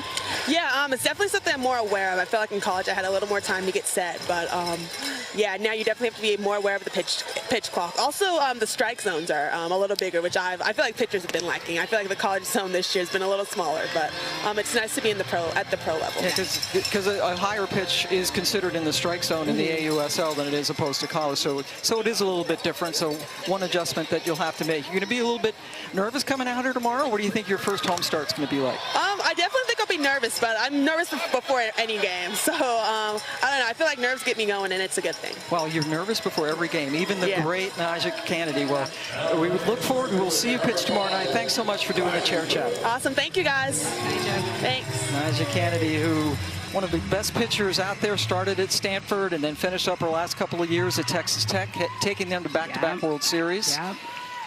Took her a little while to sign, but signed, sealed, and delivered, and ready to pitch tomorrow. Meanwhile, Montana Fouts just continues to mow them down in the circle for Utah. She's getting it done. But I loved what Najee said, is like, I'm nervous for every game. And I think that that's so great for young athletes to hear, is the nerves still come there when you're playing on the stage, playing in the Women's College World Series, and playing here as a professional. And so I think it's one of those things to think about too as an athlete. Like, when you're nervous, that means you're ready, you're present, you're ready to go. It means you care. And so it's not always associated with the bad things. So I loved hearing her say that. Yeah, and using it for a positive, certainly. And we will see her tomorrow night. Riley Boone, 1 for 2. Yeah, I'm really excited to see her go out there and just have fun. You know, it feels like the weight of the world has been on Najee Kennedy, and just a face in our game. I want her to enjoy being a pro. Fouts gets it done. You rarely will see that. Riley Boone thrown out.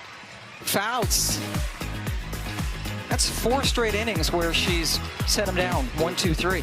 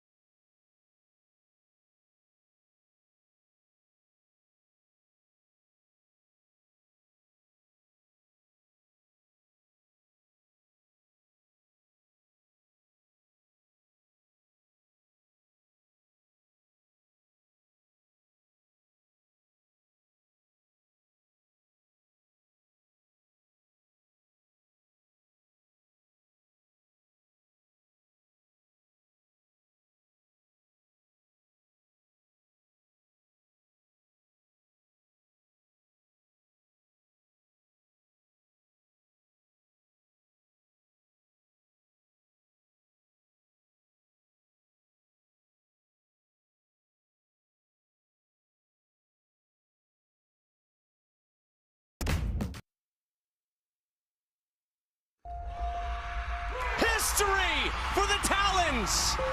A storybook ending to this AUSL season. One of those remember where you were moments. This is just that first layer of history that the Talons get to celebrate.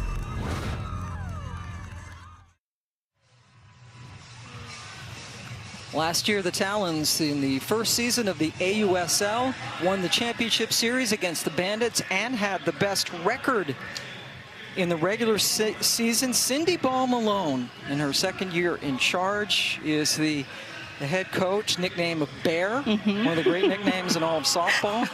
You know how she earned that nickname? She was on a road trip when she was still a player, fell asleep, and apparently was snoring, and the people said, "You sounded like a bear." And that nickname has stuck ever since, and she's actually fine with us telling that story. Well, which is actually funny because I actually know Bear from growing up together, and I don't actually really know if I know the behind the story of her being called Bear. And I just thought because she was kind of like a mama bear, like she's just... It fits, yeah. Yeah, well, that's good to know. She told us it was a road trip where she fell asleep, and her teammates never let her forget about it. Yeah. And head coach... Yeah, Coach Ball-Malone, she's been around the game and competed against her. She played at University Pacific and just loves this game and instills that into her athletes, just the passion. She was a pitcher, and so obviously she loves to develop her pitchers. Sarah Willis being one of her pitchers that played with her at UCF. 8 years at UCF, has had some really good teams there, and championship already under her belt in Utah. Binford, who came in to relieve Garcia in the last inning, starting off in the circle in the 6th against Savannah Jaquish, who was retired her last time up on a great play by Edenfield, who had to run all the way to the screen to grab a foul pop and retire her. In any other stadium in this league, that would have been out of play and in the stands, but we're playing in a baseball stadium, so a lot of foul territory.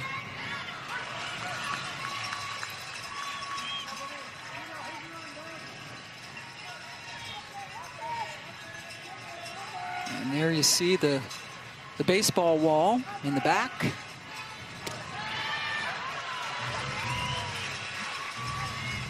Yeah, last weekend we were playing in Salt Lake City, Talons and Cascade, but the Salt Lake City playing at University of Utah Park, and it is a beautiful stadium, just a big outfield.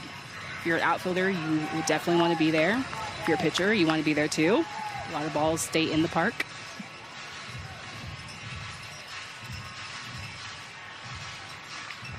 Bottom of the lineup up now for the Talons, and they have really struggled. They have gotten no hits from slots 6 through 9 in their batting order. Jaquish retired by Good to start the 6th. But the Talons coming up with 2 runs in the top of the 5th to take the lead. This home opener series for the Volts.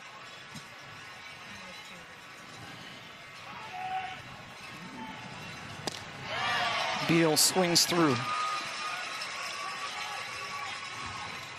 First time that Beal has faced Binford this evening.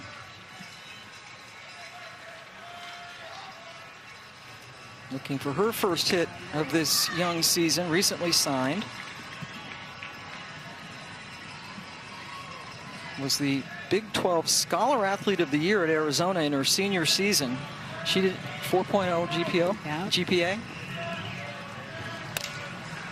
Under the glove of Vega. The bottom of the order finally gets a base hit tonight.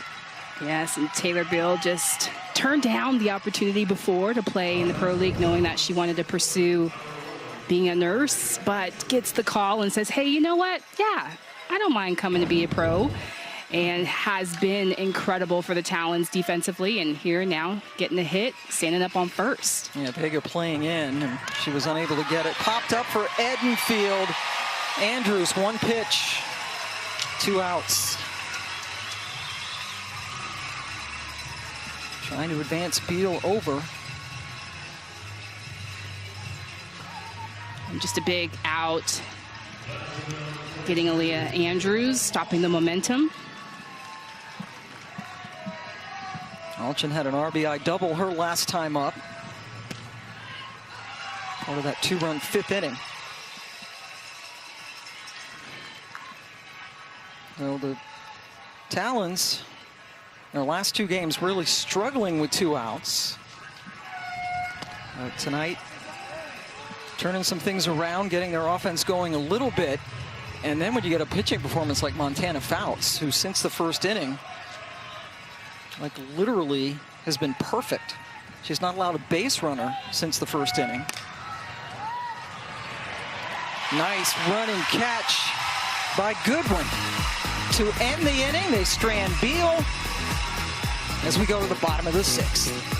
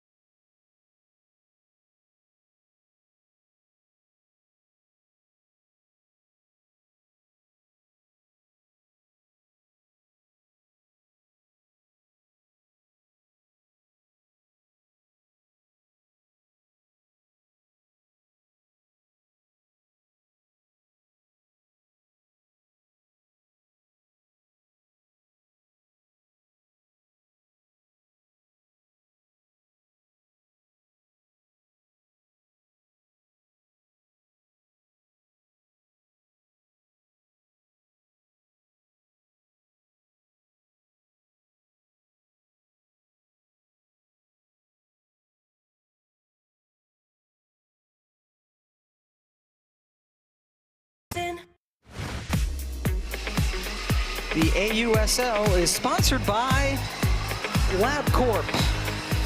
And we have seen a gem of a game thrown by Montana Fouts. Yes, 8 strikeouts on the night. And the thing that stands out to both of us, we were talking off air, is no walks. And Montana Fouts just goes right at hitters, and just such a power pitcher and so dominant. In the first inning, she gave up 2 runs on 4 hits. Since then, she has not allowed a single base runner. She has been perfect with the last 13 batters that she has faced. Trying to get yet another complete game. And this is on a very hot and sticky night here in Texas. Montana already, those 8 strikeouts that you mentioned, that is a new career high for her, pitching in the AUSL. Facing Jaden Goodwin. Goodwin, Vega, Binford due up here for the Volts. Both teams trying to stop 3-game losing streaks. Yeah, and in this moment, if you're the Volts, you've just got to figure out how you can get some traffic on. If I'm the Volts, I'm thinking, if I'm Jaden Goodwin, I'm thinking left center, hitting it hard right back up the middle, just trying to single them to death.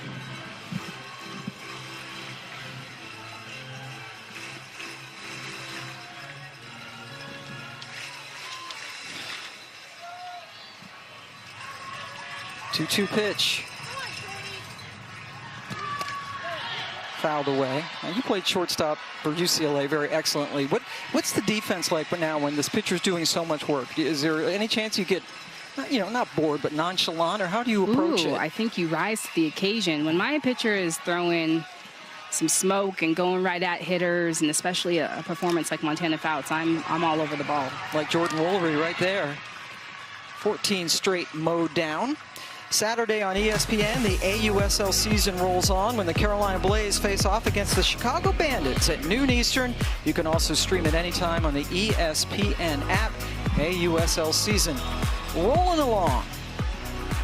That game being played at 11 local time in Chicago. Nina Vega has struck out twice against Fouts.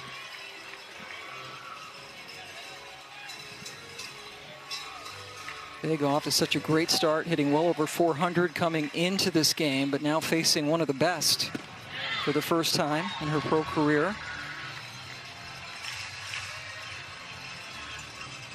And I love these opportunities. Like, if I'm Amina Vega, like, yes, I want to face Montana Fouts. I want to see how I fare next to her. And just such a great opportunity to be challenged. Montana Fouts, she's still throwing upper 60s. That last pitch, 70 miles per hour. So just timing and movement.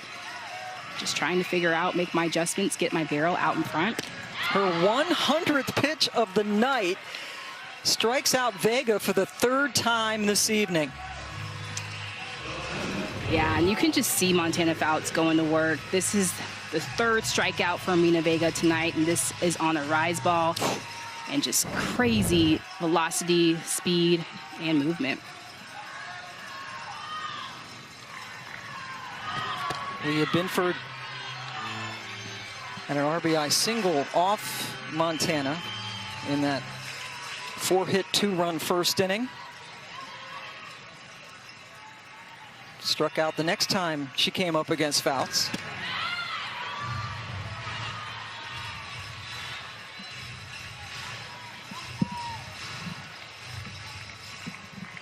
Binford relieved Garcia in the circle back in the 5th.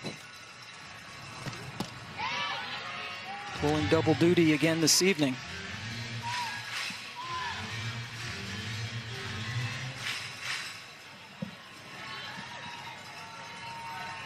She's down 1-2. Strikeout number 10. Montana Fouts on a Montana-sized roll right now.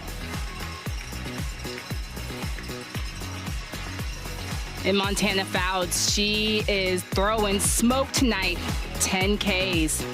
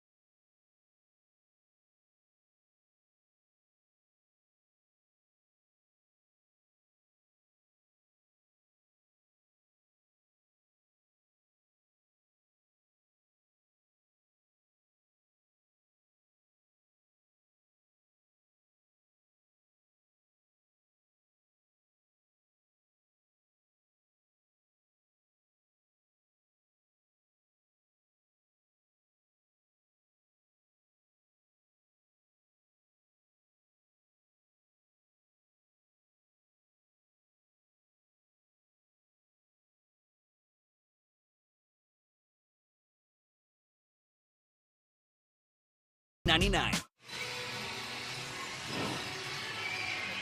Welcome back. It is 4-2 as we hit the top of the 7th inning. Utah in charge. Montana Fouts has been perfect since the first inning in the circle, and Utah's offense coming alive a little bit.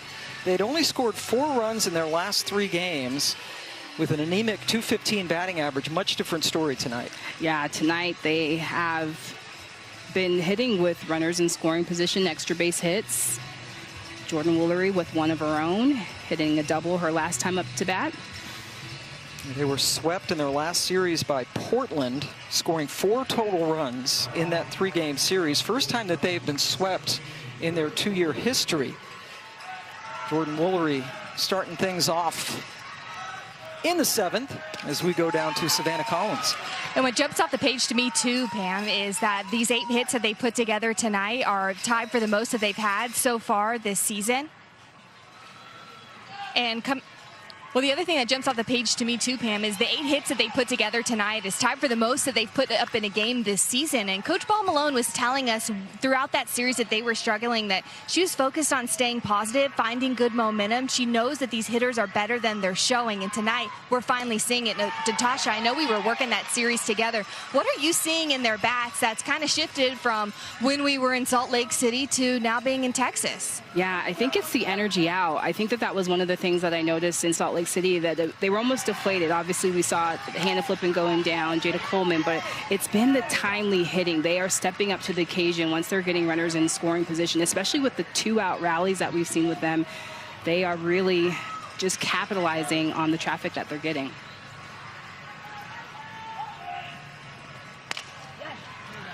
That's a relatively slow roller.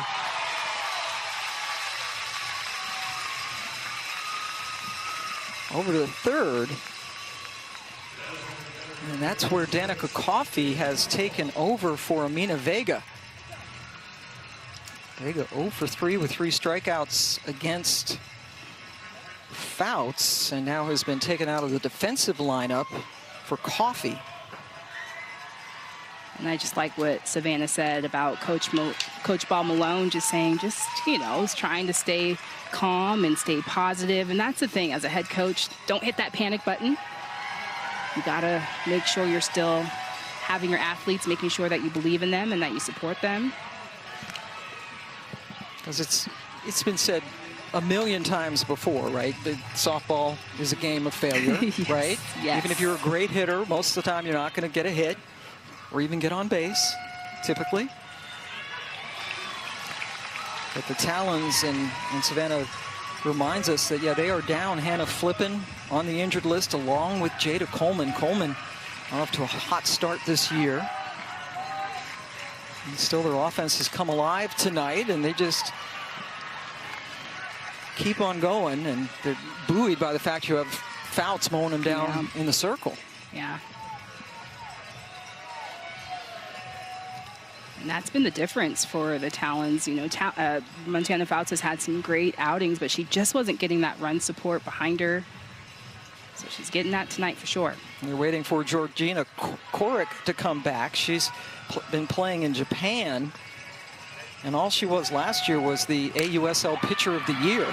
That is a 1-out base hit for Wyckoff. Second time through the order now for Binford since she came in to relieve Rachel Garcia. Yes, and Wyckoff has reached all 4 times tonight. Hasn't scored yet. And she's gotten on in a variety of ways: single, double, walk, and hit by a pitch. Bree Ellis struck out looking on a changeup from Binford last time up. Really good change.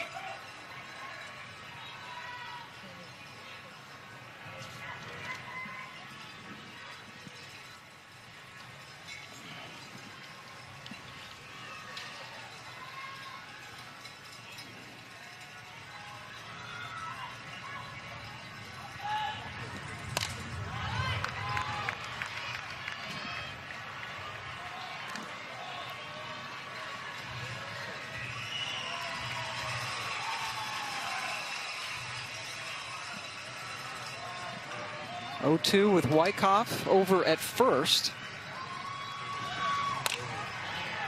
And that's under the glove of Coffey, who just came in to play third base for Vega. Yeah, and the ball will continuously find you when you move to a new position, but this ball takes her off the line a little bit. She's already off the line, but just trying to learn the grass a little bit. This grass kind of picks up a little bit of speed and just not able to glove it. Now runners on first and second for the Talons.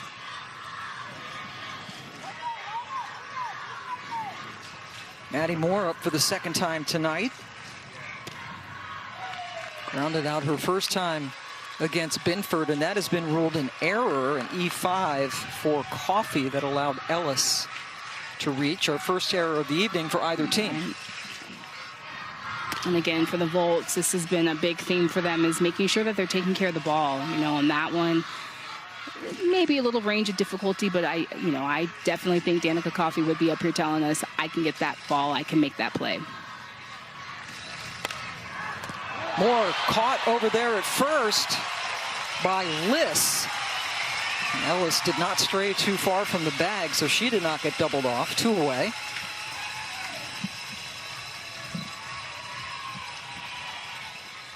Liss has a scouting report, making that play look easy.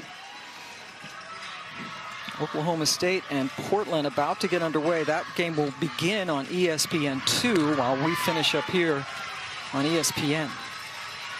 Another doubleheader in the AUSL for you this evening.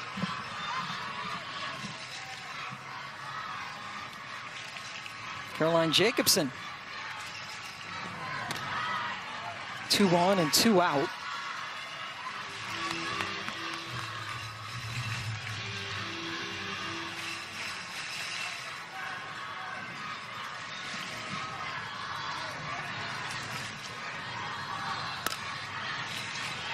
Jennings goes the short way to end the inning.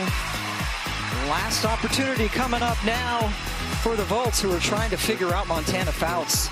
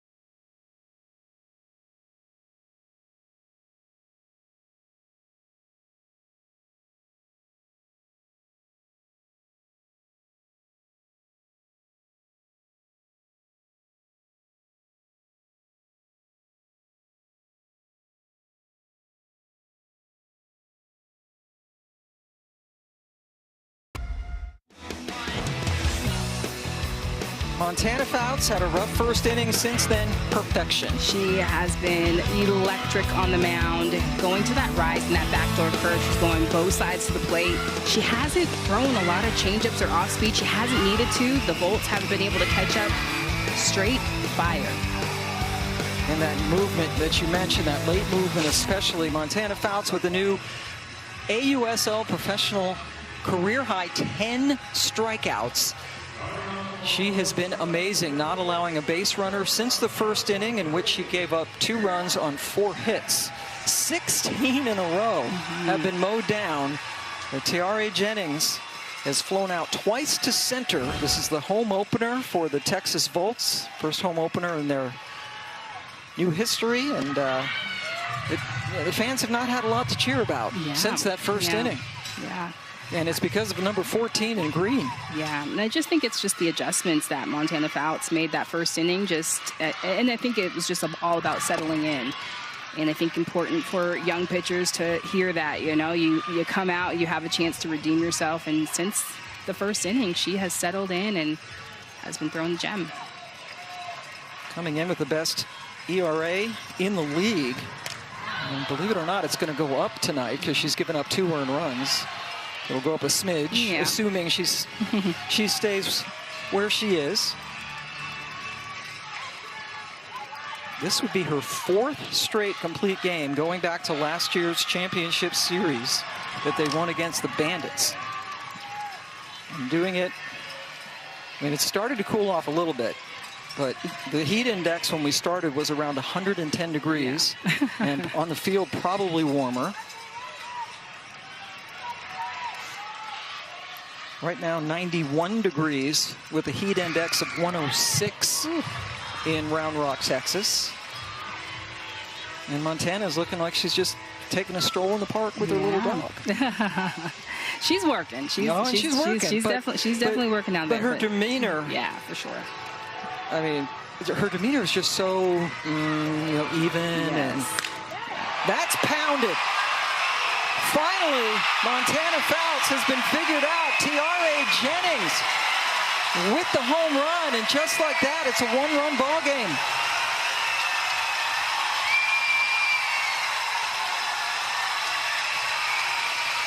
Yes, and Tiare Jennings, this is what the Volts need. They need a little bit of a volt from their offense.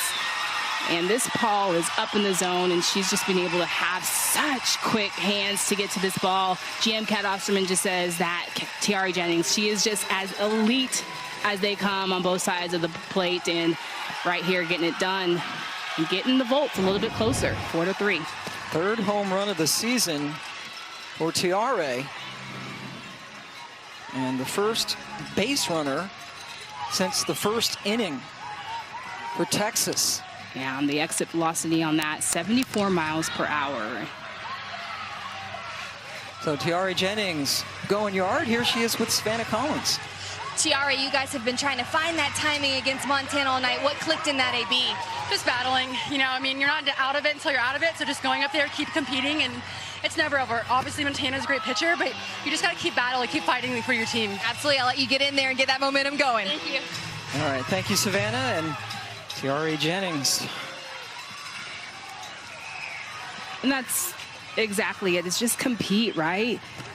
Competitor going at competitor right here with the Montana Fouts, just really just throwing incredible pitches again, getting another strikeout on the night, Danica Coffey. But as an athlete, that's all it is. Just compete. And Tiare Jennings couldn't have said it better.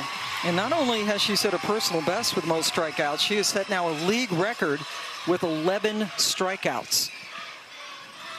2nd year of this league. Talons, the defending champions.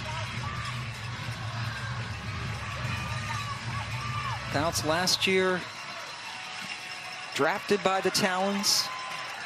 Had the 3rd best ERA in the league, and now at the top coming into tonight.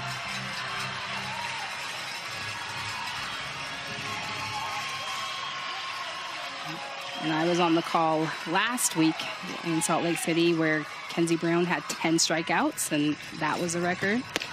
Didn't last long. Yeah, so Montana Fouts heard that and was like, yeah, I can do that. Sorry, Rook. And raise your 1. Nope. Not on my time. Jackie List bats for the first time this evening. Came in to spell Sierra Romero over at first base. And because Fouts has been mowing him down, it's the first time that she's been able to bat. And got this crowd energized.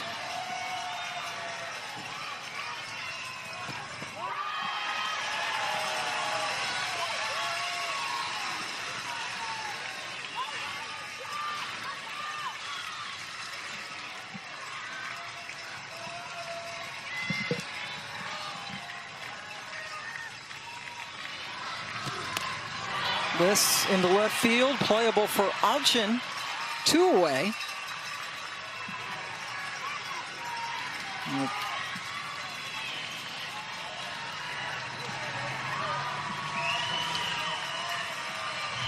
And we're going to get a pinch hitter for Michaela Edenfield, who was 0 for 2. It's Jordan Rudd Lee. Came out of the reserve athlete pool.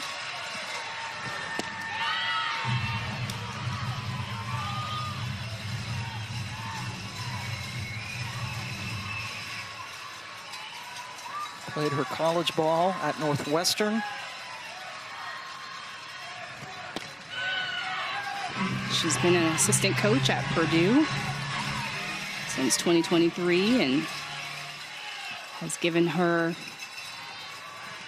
payback to the game, coaching at the college level. Staying in the Big Ten. Montana Fouts now 1 strikeout away from her 4th complete game in a row, 3rd this season.